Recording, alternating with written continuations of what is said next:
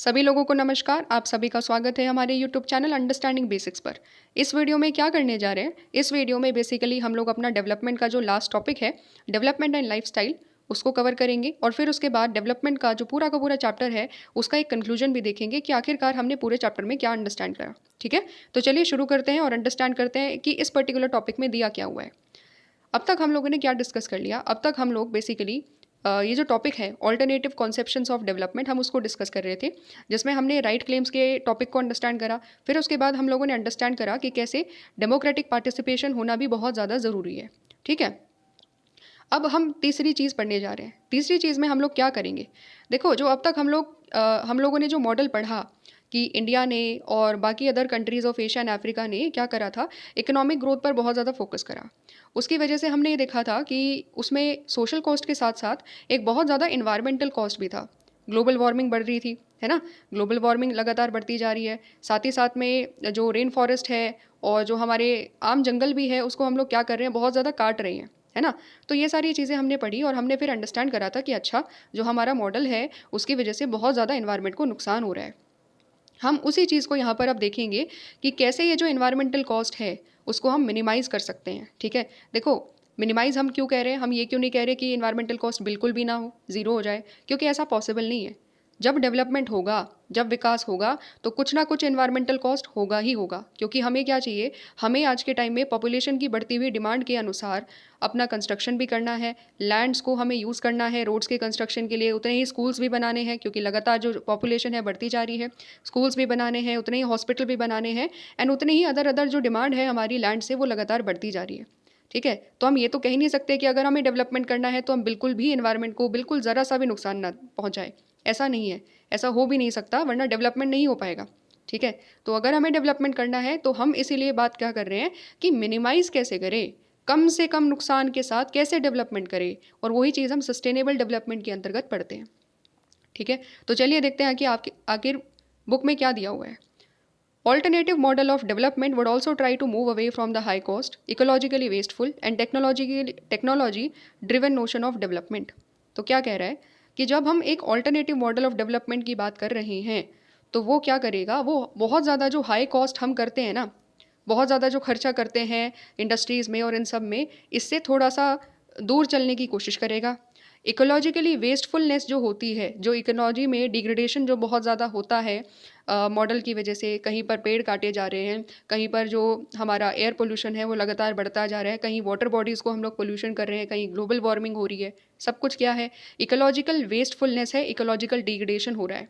तो हम इसको भी कम करने की कोशिश करेंगे एक ऑल्टरनेटिव तरीके को अपनाकर। और साथ ही साथ जो technology driven notion of development है, टेक्नोलॉजी ड्रिवन नोशन का मतलब ये है कि डेवलपमेंट को हम केवल इस सब इन केवल एक एस्पेक्ट में देख रहे हैं कि टेक्नोलॉजी जितनी ज़्यादा ग्रो कर रही है उतना ही ज़्यादा डेवलपमेंट होता जा रहा है ना, हम लोग ऐसा मान रहे हैं।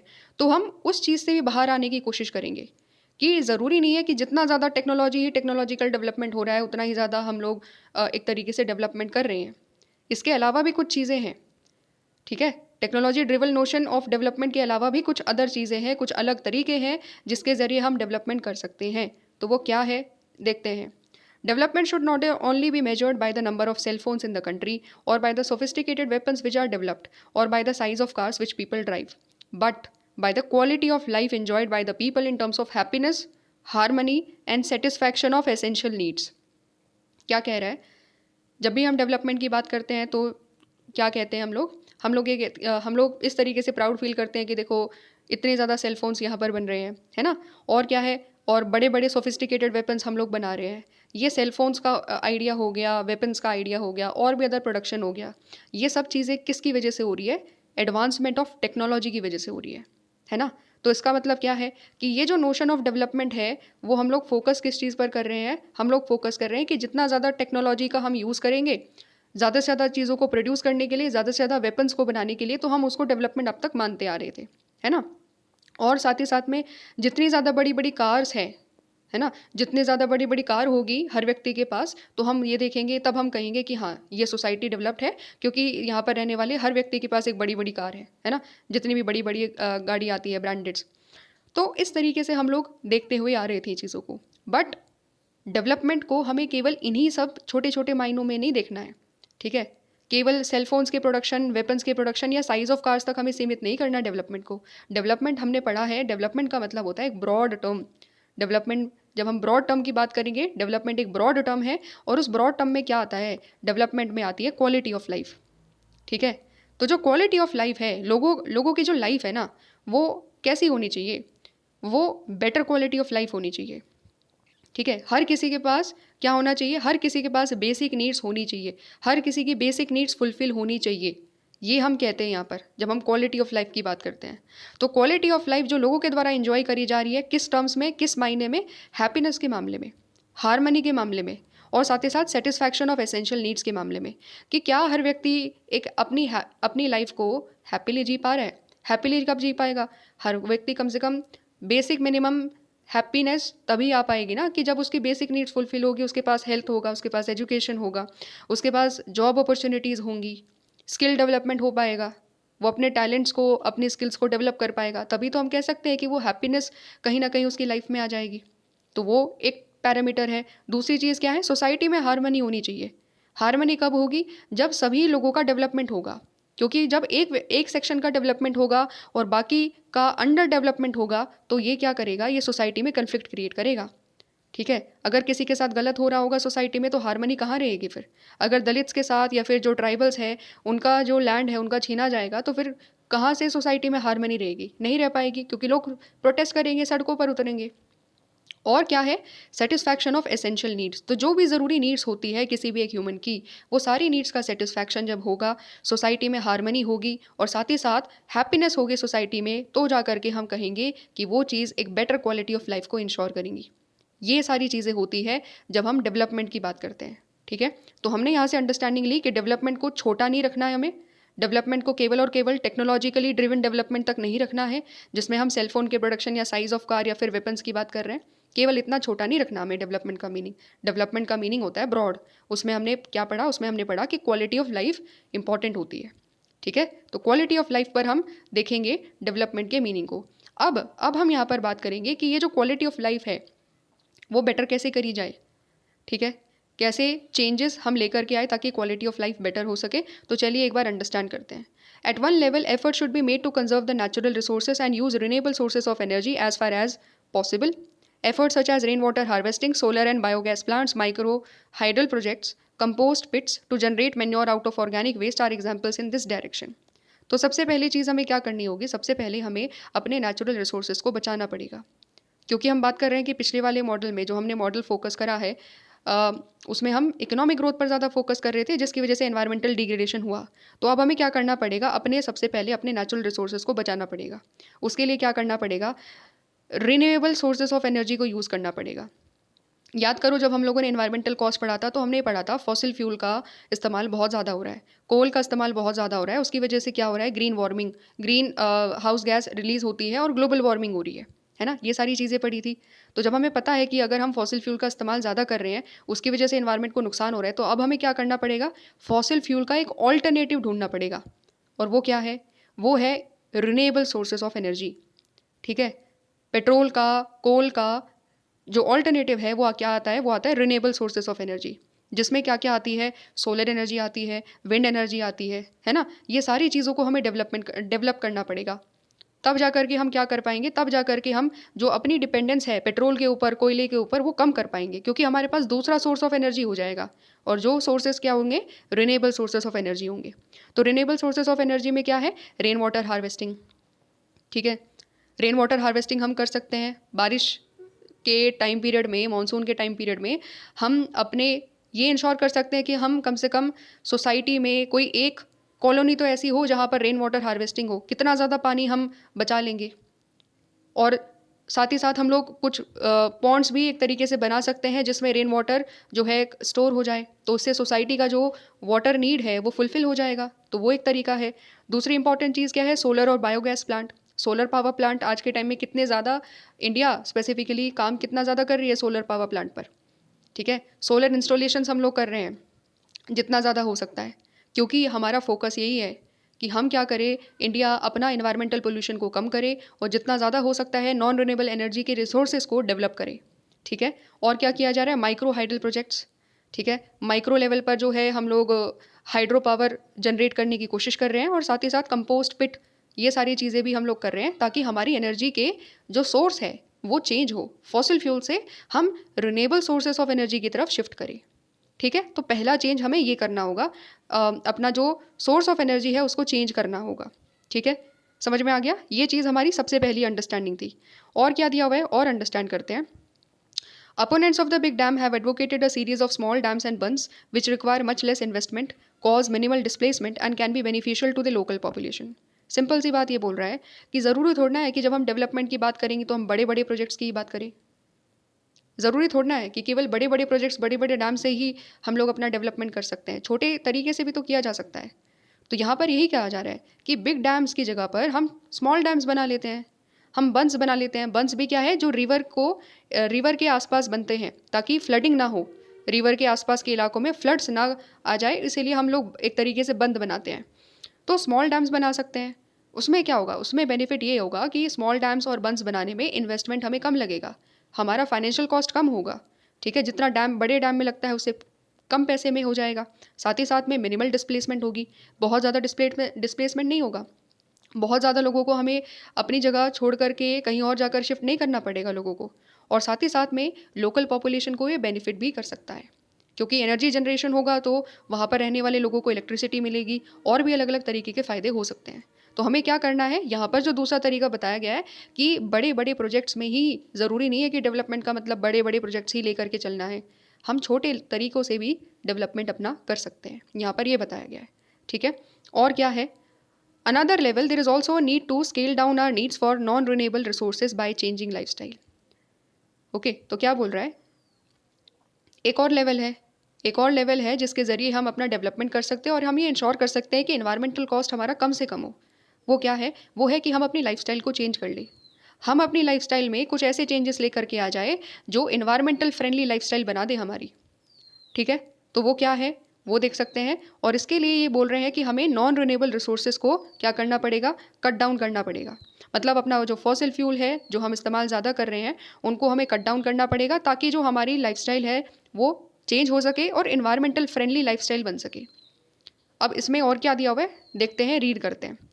This is a tricky issue because it may appear if people are being asked to accept a lower standard of living and this could also be seen as a curtailment of their freedom to choose.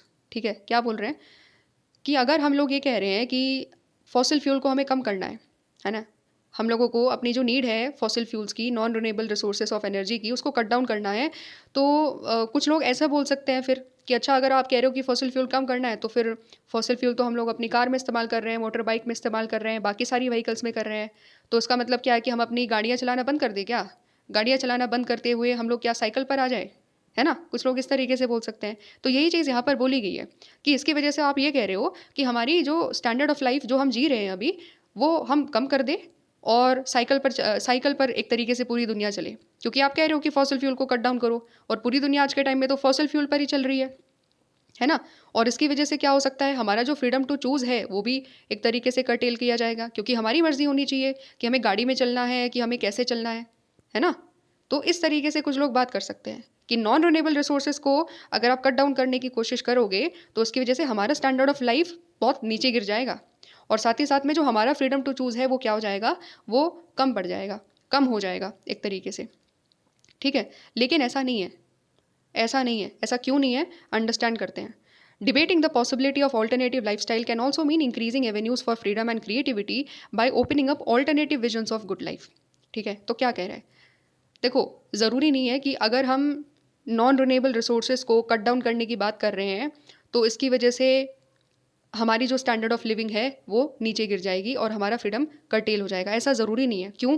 क्योंकि जब हम एक नया alternative ढूंढेंगे, non renewable का जब हम नया ऑल्टरनेटिव ढूंढेंगे तो उसकी वजह से क्या हो सकता है, उसकी वजह से क्रिएटिविटी भी आ सकती है और ज़्यादा फ्रीडम भी आ सकता है। कैसे आ सकता है, एग्जाम्पल ले लेते हैं। अभी हमने क्या बोला कि कट डाउन करना है फॉसिल फ्यूल को, तो हमें क्या करना पड़ेगा, कार वगैरह का जिसमें भी फॉसिल फ्यूल बेसिकली यूज़ होता है उसको हमें बंद करना होगा। और अगर बंद करना होगा तो क्या होगा, दुनिया चल ही नहीं पाएगी, क्योंकि दुनिया आज के टाइम में ज़्यादातर जो मूवमेंट हो रही है वो इन्हीं सब चीज़ों से हो रही है। तो ऐसा नहीं है। जब हम ये देखेंगे कि हमें अपने डिपेंडेंसी नॉन रिन्यूएबल पर कम करना है तो हम ऑल्टरनेटिव ढूंढेंगे, और हमें पता है ऑल्टरनेटिव क्या है। हमारे पास आज के टाइम में ऑल्टरनेटिव क्या है? रिन्यूएबल सोर्सेज ऑफ एनर्जी, जो हमने स्टार्टिंग में भी पढ़ा।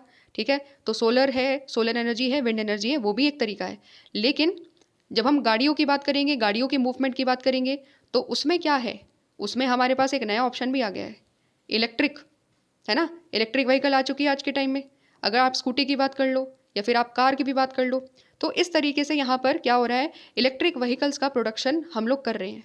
और ये चीज़ क्या बताती है? ये चीज़ बताती है कि हमारे यहाँ पर ये क्रिएटिविटी के फॉर्म में आई है और एक नया इनोवेशन आया है। ठीक है, क्यों? क्योंकि पहले सारी की सारी गाड़ियाँ ऐसे ही सोचा जाया करता था कि फॉसिल फ्यूल से ही चलेगी, और कोई और तरीका हो ही नहीं सकता मूवमेंट का, कोई और तरीके से हम लोग अपनी नई गाड़ियों को नहीं बना सकते। बट हमने वो चीज़ तोड़ी और हमने एक नया ऑल्टरनेटिव बनाया, और हमने बताया कि हम इलेक्ट्रिक तरीके से भी अपना जो गाड़ियाँ हैं उसमें एक तरीके से इलेक्ट्रिक व्हीकल को भी हम लोग बना सकते हैं, और उसके अकॉर्डिंगली भी उसको हम यूज़ कर सकते हैं। ठीक है, तो ये क्या हुआ? ये एक नया विजन आया हमारा कि गुड लाइफ का मतलब ज़रूरी नहीं फॉसिल फ्यूल पर ही हम डिपेंड करते हुए गुड लाइफ को अटेन कर सके। नहीं, इलेक्ट्रिक व्हीकल से भी हम कर सकते हैं। दूसरा, ज़रूरी नहीं पेट्रोल का ही हम लोग यूज़ करें, हम लोग बायोफ्यूल्स का भी इस्तेमाल कर सकते हैं। बायोफ्यूल्स क्या है? मेथनॉल, इथेनॉल, ये सारे फ्यूल्स बेसिकली ऐसे हैं जो ज़्यादा इन्वायरमेंटल फ्रेंडली है, क्योंकि इनसे पोल्यूशन कम होता है। ठीक है, पेट्रोल वगैरह और बाकी सब चीज़ जब हम इस्तेमाल करते हैं तो उसकी वजह से बहुत ज़्यादा पोल्यूशन होता है। लेकिन बायोफ्यूल्स एक नया ऑल्टरनेटिव आया, ये क्रिएटिविटी का एक कारण है। ठीक है, हमने जब सर्च करा फॉसिल फ्यूल का ऑल्टरनेटिव तो बायोफ्यूल्स आए। बायोफ्यूल्स में हमने डेवलपमेंट करा और ज़्यादा, और फिर धीरे धीरे करते हुए पाया कि बायोफ्यूल्स ज़्यादा बेटर है क्योंकि वो कम एयर पोल्यूशन करते हैं। ठीक है, तो ये क्या हो रहा है? ये हो रहा है कि हम एक नया alternative conception of good life को देख रहे हैं। ठीक है, कि केवल फॉसिल फ्यूल से दुनिया चल सकती है ऐसी बात नहीं है। हमारे पास नए तरीके आ गए हैं, हमारे पास इलेक्ट्रिक व्हीकल आ चुकी है, हमारे पास बायोफ्यूल्स आ चुके हैं, और ये सब क्रिएटिविटी की वजह से हुआ। आज हमारे पास ज़्यादा फ्रीडम है कि हम इलेक्ट्रिक व्हीकल से चलना चाहते हैं या हम कुछ और अपनाना चाहते हैं। हमारे पास आज ज़्यादा चॉइस है। ठीक है, तो ये चीज़ एक नया नोशन ऑफ गुड लाइफ को हमें बता रही है कि इस तरीके से हम नया नोशन ऑफ गुड लाइफ लेकर आ सकते हैं। ठीक है, और क्या बोला है? However, any such policy would call for a high degree of cooperation between government and people across countries. ये जो हम बात कर रहे हैं ना कि ऑल्टरनेटिव तरीका होना चाहिए, फॉसिल फ्यूल पर जो हमारी डिपेंडेंस है वो हमें कम करनी चाहिए, अपने लाइफस्टाइल को चेंज करना चाहिए। तो ये जो तरीका है, ये जो हम लाइफस्टाइल के चेंज के बारे में बात कर रहे हैं, ये इसके लिए हमें क्या करना होगा? हमें गवर्नमेंट और लोगों के बीच में कोऑपरेशन लेकर के आना पड़ेगा। पूरी दुनिया में ग्लोबल लेवल पर भी कोऑपरेशन होना पड़ेगा। अगर हम ये चाहते हैं कि हम अपनी लाइफस्टाइल से प्लास्टिक को हटाएं और एक कुछ नया ऑल्टरनेटिव लेकर के आए, तो हमें क्या करना पड़ेगा? ग्लोबल लेवल पर कोऑपरेशन करना पड़ेगा। ठीक है, हम सर्च कर सकते हैं कि कम से कम हम अपने लोकल लेवल पर, अपने हर व्यक्ति अपने लेवल पर कोशिश ये कर सकता है कि वो प्लास्टिक का मिनिमम यूज़ करे। ठीक है, जूट बैग का इस्तेमाल हम कर सकते हैं। जैसे आज के टाइम में अमेज़ॉन हो गया, फ्लिपकार्ट हो गया, या फिर अदर कंपनीज जो भी इस तरीके से पैकेजेस को डिलीवर करती है, ऑर्डर्स को डिलीवर करती है, तो वो भी कोशिश क्या कर रही है? वो भी कोशिश ये कर रही है कि प्लास्टिक्स का मिनिमम यूज़ हो। ठीक है, इसलिए कार्डबोर्ड वगैरह और अदर प्रकार के जो मटेरियल है उसमें प्रोडक्ट्स को पैक करके भेज रहे हैं। समझ पा रहे हो? तो ये चीज़ कैसे हो पाएगी? हर व्यक्ति के पार्टिसिपेशन से हो पाएगी, ग्लोबल लेवल पर पार्टिसिपेशन से हो पाएगी, और गवर्नमेंट के लेवल पर कॉपरेशन से हो पाएगी। जैसे एक और तरीका है कि हम क्या कह रहे हैं, अपनी लाइफस्टाइल को चेंज करेंगे, तो हम जितनी भी गवर्नमेंट है, खासतौर पर इंडिया और फ्रांस, ये दोनों ने मिलकर के एक इनिशिएटिव चालू करा, जो कि है international solar alliance. International solar alliance में क्या है? सारी की सारी जो कंट्रीज़ है उन सभी का कोऑपरेशन किया जा रहा है ताकि वो सारी कंट्रीज़ अपने यहाँ पर सोलर एनर्जी को डेवलप कर सके। ठीक है, तो समझ क्या रहे हैं हम लोग ये समझ रहे हैं कि अगर हमें नॉन रिन्यूएबल रिसोर्सेज को छोड़कर रिन्यूएबल की तरफ शिफ्ट करना है तो बहुत ज़रूरी है ग्लोबल लेवल पर गवर्नमेंट्स के बीच में कोऑपरेशन हो, गवर्नमेंट्स खुद कुछ सर्टन स्टेप्स उठाएं, जैसे इंडिया और फ्रांस ने मिलकर के उठाया इंटरनेशनल सोलर अलायंस के फॉर्म में। ठीक है, उसमें हम लोग फोकस कर रहे हैं जितना ज़्यादा हो सकता है सोलर एनर्जी के डेवलपमेंट पर एक तरीके से फोकस किया जाए। ठीक है, तो ये हम लोग अंडरस्टैंड कर रहे हैं। और इसके लिए क्या होगा? This would also mean adopting democratic methods of decision making on such matters. अगर हमें लाइफस्टाइल में चेंज लेकर के आना है तो हमें लोगों से कॉपरेशन करवाना पड़ेगा। लोगों से कॉपरेशन करवाना है तो लोगों से पूछना पड़ेगा, उनको भी हमें एक बार उनके ओपिनियंस भी लेने पड़ेंगे। और वो चीज़ क्या होती है? उस तरीके को हम लोग क्या कहते हैं? Democratic method of decision making कहते हैं। ठीक है, कि ऐसा नहीं है कि अगर हम सपोज़ इलेक्ट्रिक व्हीकल्स लेकर के आ गए एक बार मार्केट में, तो हम सारी की सारी जो फॉसिल फ्यूल पर चलने वाली जो व्हीकल्स है उसको बंद कर देंगे बिल्कुल, और ये बोलेंगे नहीं तुम्हें ज़बरदस्ती यही खरीदना है, इलेक्ट्रिक व्हीकल्स ही खरीदो। ऐसा नहीं होगा, ऐसा इम्पोजिशन नहीं किया जाएगा। ठीक है, धीरे धीरे धीरे धीरे करते हुए हम क्या कर सकते हैं, हम लोग ये कर सकते हैं इलेक्ट्रिक व्हीकल्स को प्रमोट करने के लिए उस पर टैक्स कम कर सकते हैं हम लोग, है ना, सब्सिडी प्रोवाइड कर सकते हैं। इस तरीके से उसकी डिमांड को जो है इंक्रीज़ किया जा सकता है। ठीक है, तो इस तरीके से कर सकते हैं, ये डेमोक्रेटिक तरीके से होगा, इम्पोजिशन के ज़रिए नहीं होगा, क्योंकि हम डेमोक्रेसी में रहते हैं। समझ गए? तो ये जो हमने टॉपिक कवर करा है डेवलपमेंट एंड लाइफस्टाइल में, उसमें हमने पढ़ा कि हम किस तरीके से अपने छोटे छोटे लेवल पर भी अपनी लाइफस्टाइल को चेंज कर सकते हैं, और क्या कर सकते हैं, इन्वायरमेंट को एक तरीके से सपोर्ट कर सकते हैं। और साथ ही साथ में हमने क्या पढ़ा कि अगर हमें अपना मॉडल को अपने लेवल, गवर्नमेंट के लेवल पर जब हमें मॉडल चेंज करना है डेवलपमेंट का, उसको हमें क्या करना पड़ेगा। जब हम उसको चेंज करने की बात करें तो हम कह रहे हैं कि देखो इन्वायरमेंटल कॉस्ट को कम करो, और जितना ज़्यादा हो सकता है इन्वायरमेंटल फ्रेंडली हमें मॉडल लेकर के चलना पड़ेगा। डेवलपमेंट करना है तो मिनिमम इन्वायरमेंटल कॉस्ट के साथ करना चाहिए। ठीक है, समझ में आ गया? तो ये सारी हम लोगों ने अंडरस्टैंडिंग ले ली इस पर्टिकुलर टॉपिक में। अब हम लोग लास्ट टॉपिक पर आ जाते हैं, जो कि बेसिकली हमारा कंक्लूजन है। ठीक है, तो पूरा टॉपिक कवर कर लिया, सारी चीज़ें अंडरस्टैंड कर ली, सोशल कॉस्ट को समझ लिया, एनवायरमेंटल कॉस्ट को समझ लिया, फिर ये भी पढ़ लिया कि अच्छा ठीक है डेमोक्रेटिक पार्टिसिपेशन करना होगा, और साथ ही साथ में हमें अपनी लाइफस्टाइल में चेंज करना होगा, और इस तरीके से मॉडल अपनाना होगा जो कि इन्वायरमेंटली फ्रेंडली हो, है ना। ये सारी चीज़ें हमने पढ़ ली। अब हम थोड़ा सा सारी चीज़ों को समराइज़ कर देते हैं, देखते हैं क्या दिया हुआ है। The idea of development refers to the desire for a better life. तो डेवलपमेंट का आइडिया बार बार यहाँ पर बुक में दिया क्या हुआ है कि जब हम डेवलपमेंट की बात करेंगे ना, डेवलपमेंट का सीधा सा मतलब है कि हम यहाँ पर डिज़ायर कर रहे हैं एक बेटर लाइफ की। ठीक है, डेवलपमेंट का मतलब क्या है, विकास। विकास कैसे होगा, जब हमें ये पता होगा कि हाँ पिछली बार जो चीज़ हम कर रहे थे उससे बेहतर चीज़ अब हम कर रहे हैं, पहले जो डेवलपमेंट कर रहे थे उसके मुकाबले अब हम ज़्यादा बेहतर डेवलपमेंट कर पा रहे हैं। वो चीज़ है, वो जो बेटर लाइफ हमें मिल रही है लगातार इंप्रूवमेंट्स की वजह से, वो आइडिया है डेवलपमेंट का। उस चीज़ को हम डेवलपमेंट कहते हैं। सो डेवलपमेंट का सीधा मतलब क्या हो गया, desire for a better life, कि हम सबकी लाइफ बेटर हो, हर किसी को एक बेटर क्वालिटी ऑफ लाइफ मिले, है ना। ये चीज़ हमने काफ़ी बार पढ़ ली है।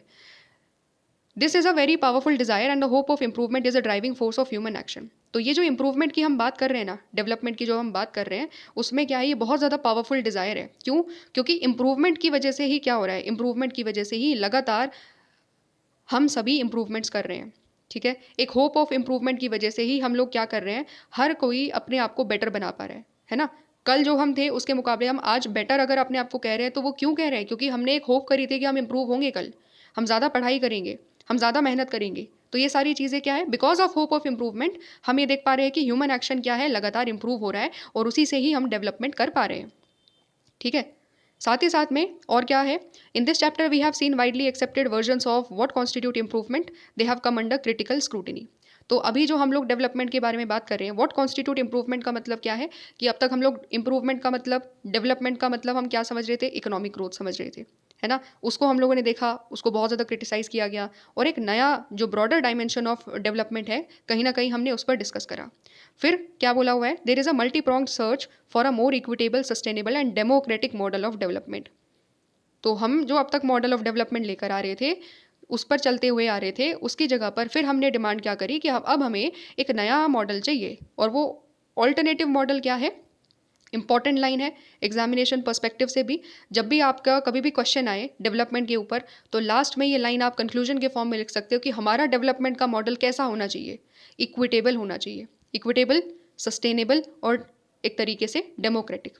ठीक है, इक्विटेबल का मतलब क्या है, इक्विटेबल का मतलब है कि उसकी वजह से हर किसी को बेनिफिट, जो बेनिफिट्स और जो बर्डन्स है वो इक्वल तरीके से डिस्ट्रीब्यूट होनी चाहिए। ऐसा नहीं है कि केवल कुछ लोगों को बेनिफिट हो रहा है, बाकी लोगों को नुकसान हो रहा है, ये चीज़ नहीं होनी चाहिए। इक्विटेबल तरीके से डेवलपमेंट होना चाहिए, हर सेक्शन ऑफ सोसाइटी का डेवलपमेंट उसमें छुपा हुआ होना चाहिए। ये चीज़ हो जाती है इक्विटेबल। दूसरी इंपॉर्टेंट चीज़ सस्टेनेबल, एनवायरमेंटल फ्रेंडली होना चाहिए, वो मिनिमम एनवायरमेंटल कॉस्ट के साथ आना चाहिए। तीसरी बड़ी चीज़ डेमोक्रेटिक मॉडल, डेमोक्रेटिक पार्टिसिपेशन उसमें होना चाहिए, लोगों का ओपिनियंस उसमें होना चाहिए, लोकल लेवल पर डिसीजन मेकिंग होनी चाहिए, जिसको हम डिसेंट्रलाइज तरीके से कहते हैं डिसीजन मेकिंग करना। ठीक है, ये चीज़ हमने अंडरस्टैंड कर ली है, और यही सारी चीज़ें हमने डिस्कस करी है। तीनों ये जो अल्टरनेटिव कॉन्सेप्शंस ऑफ मॉडल है उसमें हमने यही चीज़ पढ़ी है। राइट क्लेम्स की बात करी तो हम उसमें क्या कर रहे हैं, इक्विटेबल की बात कर रहे हैं।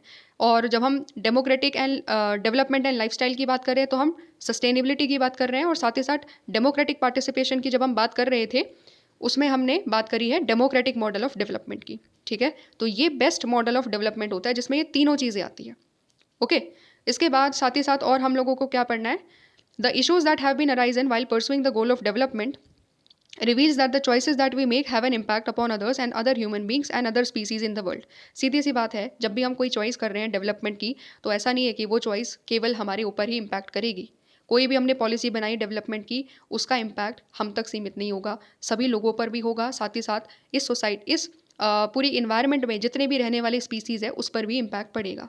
ठीक है, तो हमें क्या करना है, अब हमें जब भी कोई डिसीजन मेकिंग करना है तो हमें बहुत ज़्यादा ध्यान में रखना है, क्योंकि हमें पता चल गया कि हमारा कोई भी डिसीजन हमारे ऊपर इम्पैक्ट करेगा ही, साथ ही में बाकी सभी लोगों के ऊपर और साथ ही साथ सोसाइटी में और पूरी की पूरी इन्वायरमेंट में जितने भी रहने वाले स्पीसीज़ है उस पर भी करेगा। ओके, तो इसीलिए हमें डिसीजन मेकिंग कैसे करनी है, डिसीजन मेकिंग हमें इस तरीके से करनी है that we need therefore to choose carefully keeping in mind not just our present needs but also the long term interest. तो अब हमें डिसीजन मेकिंग कैसे करनी है, क्योंकि हमें पता है कि कोई भी हम डिसीजन लेंगे तो वो हमें डायरेक्टली आज अफेक्ट करेगा और आने फ्यूचर में भी हमें कहीं ना कहीं अफेक्ट करेगा। इसका मतलब कोई भी हम डिसीजन मेकिंग कर रहे हैं तो वो आज के लिए भी इम्पॉर्टेंट है, फ्यूचर के पर्सपेक्टिव से भी इम्पॉर्टेंट है हम सभी के लिए। तो हमें जब भी कोई डिसीजन मेकिंग करना है तो हमें लॉन्ग टर्म इंटरेस्ट के बारे में भी सोचना होगा। हमें ये भी सोचना होगा कि अगर हम इतना ज़्यादा इन्वायरमेंटल डिग्रेडेशन आज ही कर देंगे तो फिर आने वाले 100 साल में हम कैसे जिएंगे। अगर हम आज ही इतना ज़्यादा हिमालयाज़ में कंस्ट्रक्शन कर देंगे तो हिमालयाज़ तो धीरे धीरे करते हुए डिग्रेड होते चले जाएंगे। फिर हमारी नदियों का क्या होगा, क्योंकि ग्लेशियर्स वगैरह वहीं पर है सारे के सारे। कैसे कंट्री चलेगी, कैसे इरिगेशन से पानी, इरिगेशन के लिए पानी कहाँ से आएगा अगर ग्लेशियर्स इसी तरीके से पिघलते रहेंगे, इसी तरीके से हिमालयाज़ में डेवलपमेंट होता रहेगा। ठीक है, तो हमें उस तरीके से समझना होगा कि आज जो पॉलिसी हम बना रहे हैं केवल हमें आज के पर्सपेक्टिव से नहीं सोचना, हमें फ्यूचर के पर्सपेक्टिव से भी सोचना है। और इस तरीके से हमें पॉलिसी बनानी है कि वो पॉलिसी कैसी हो, वो जो डेवलपमेंट हो वो इक्विटेबल डेवलपमेंट हो, वो सस्टेनेबल डेवलपमेंट हो और साथ ही साथ डेमोक्रेटिक डेवलपमेंट हो। ठीक है, तो ये हम लोगों ने अंडरस्टैंडिंग ली और पूरा का पूरा आइडिया समझा डेवलपमेंट के बारे में। आई होप आपको समझ में आया होगा, चीज़ें अच्छी लगी होगी। तो जैसा भी आपका ओपिनियन है वैसा आप कमेंट में कर सकते हो कि चीज़ें कैसी लगी, आप बता सकते हो एक बार वहाँ पर। और इस तरीके से हमारा जो चैप्टर है वो कंप्लीट हो गया है। ठीक है, अगर एक्सप्लेनेशन अच्छी लगी हो तो वीडियो को लाइक कर सकते हैं, चैनल को सब्सक्राइब आप कर सकते हैं। ठीक है, इसी तरीके से मिलेंगे हम लोग नेक्स्ट वीडियो में, तब तक सभी लोगों को नमस्कार।